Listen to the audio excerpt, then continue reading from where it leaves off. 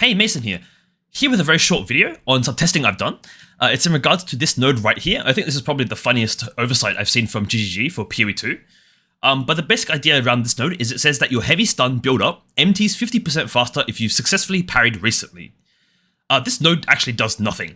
The reason why this node does nothing, and I've tested it, is because the heavy stun build-up, the amount of time it takes for your heavy stun to start depleting is more than 4 seconds, which means by the time you get to the point where your heavy stun bar is starting to deplete, you haven't parried recently. Because when you parry, it fills up, and then it takes 4 seconds for it to start going down, and by the time it's starting to go down, you haven't parried in the past 4 seconds.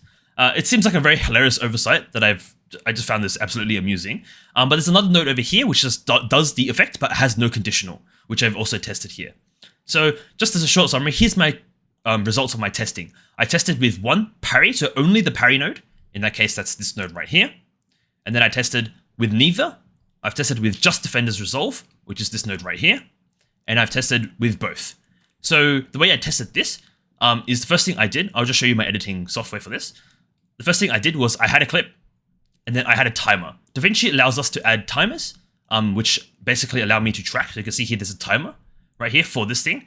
And then I would time when the bar over here, you see this heavy stun bar, when it starts depleting. So it started depleting, so the timer would swap.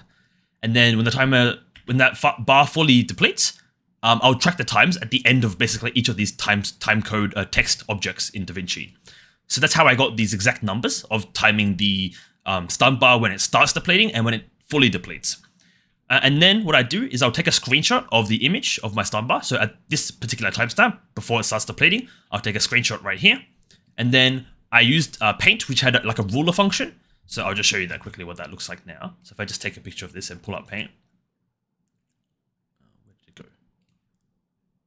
Just gonna pull it up here. Okay. And then Paint has this ruler function right here. And then I'll zoom in. So obviously you'll keep this at 0%.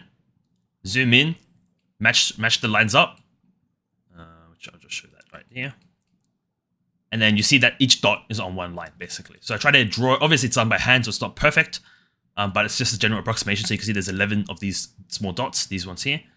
And that's the way I counted the percentages. And then I'll just take wherever this bar is at, so like 8.5 divided by 11 to get a total percentage of how filled is my heavy stun bar. So yeah, I did that for 4 different tests. So you can see here all the tests are. I'll put them in the back of the video.